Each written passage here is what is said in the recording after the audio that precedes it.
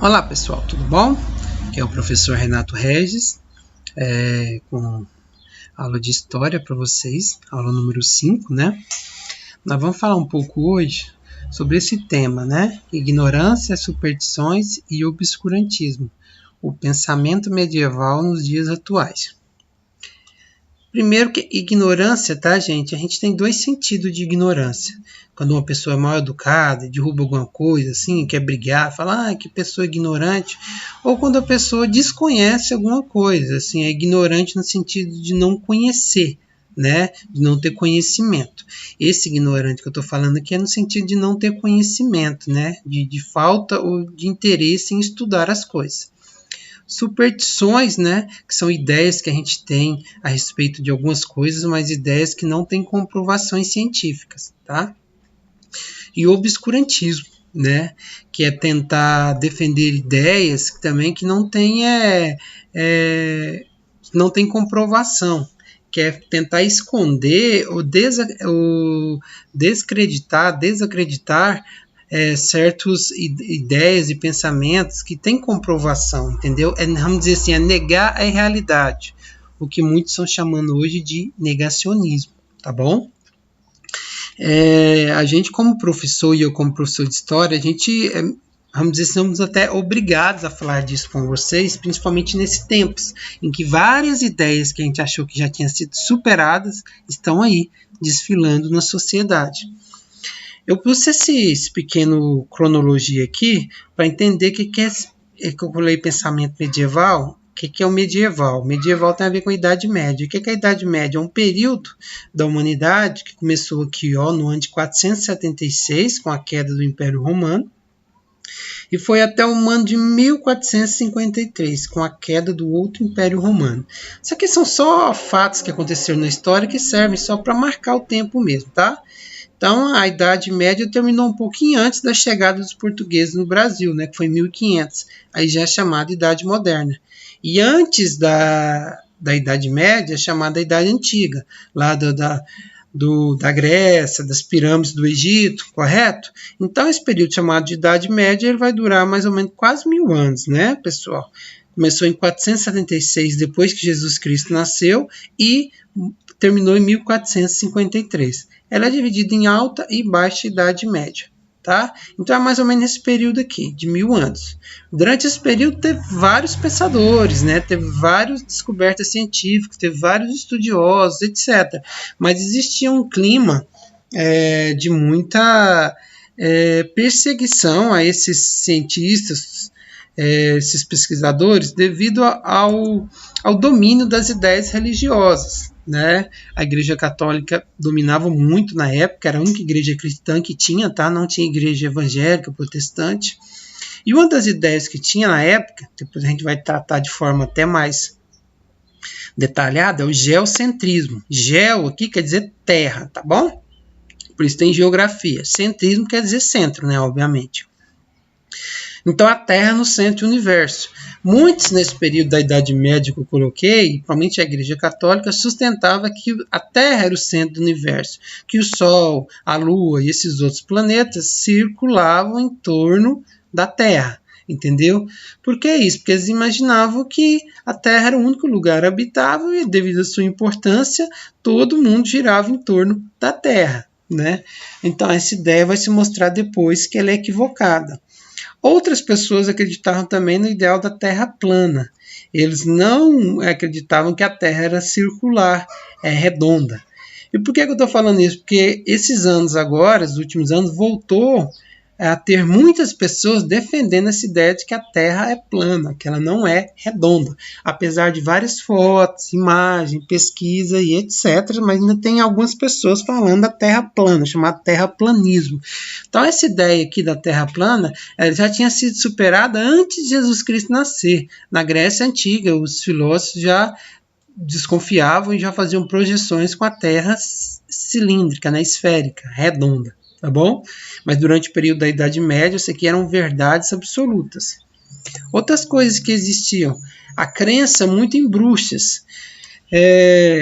Durante essa Idade Média, até também a Idade Moderna, várias mulheres foram queimadas acusadas de bruxarias. Existia um medo muito grande da noite, dos feitiços, das bruxas e etc. Aqui nós temos e diziam que nessas festas as bruxas, né, evocavam o demônio, né, o capeta, através do bode, etc. Essas festas, segundo as pessoas da época, costumavam acontecer no sábado, chamado Sabá ou Shabá, né? Então, assim, eram ideias que se tinham das mulheres. E muitas delas, né, foram queimadas. Não só as mulheres acusadas de bruxas foram queimadas, como cientistas que discordavam do pensamento religioso, daquelas ideias que eu coloquei ali do geocentrismo, a terra plana, eles eram condenados. E se eles não desmentissem, se eles não voltassem atrás na opinião, eles eram condenados à fogueira e eram queimados vivos. Essa aqui é uma foto da representação da Joana d'Arc. Joana d'Arc foi uma guerreira francesa que lutou na guerra contra a Inglaterra, e como ela disse que ouvia vozes que estimulavam ela a ir para a guerra, a lutar na luta pela França. Inclusive ela tinha 17 ou 18 anos, ela já assumiu a chefia do exército. Na época era uma coisa improvável uma mulher ir para a guerra. E ela, além de foi para a guerra, era nova e ainda era chefe, né, líder do exército lá. E aí ela foi presa depois e acusada de bruxaria, de ser bruxa, e foi queimada viva. Hoje ela é considerada, para vocês verem, a grande heroína da França. E é uma santa, a Igreja Católica. A mesma que queimou ela, hoje considera ela como uma santa. É uma santa lá da França.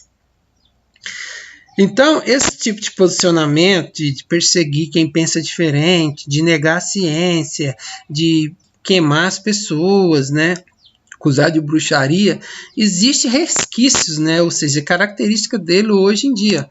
Essa foto que eu tirei acho que foi no protesto de fim de semana agora, da independência. Então preste atenção nesse primeiro rapaz aqui no canto, né? Não queremos a vacina, nós temos a cloroquina, o cartaz que ele está segurando.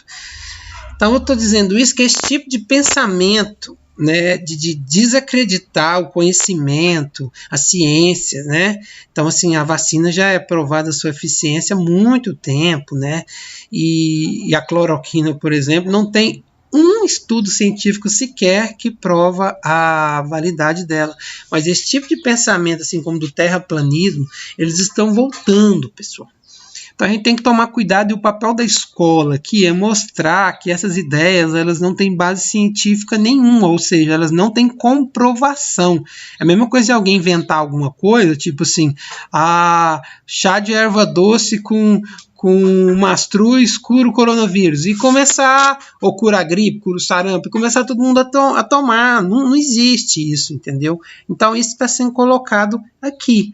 Então a gente está vendo várias ideias sendo propagadas ultimamente, as pessoas dizendo isso. Só para vocês verem, o sarampo que tinha sido extinguido no Brasil, voltou a ter casos de sarampo. Por quê? Porque muitas pessoas se recusavam a levar seus filhos para vacinar contra o sarampo.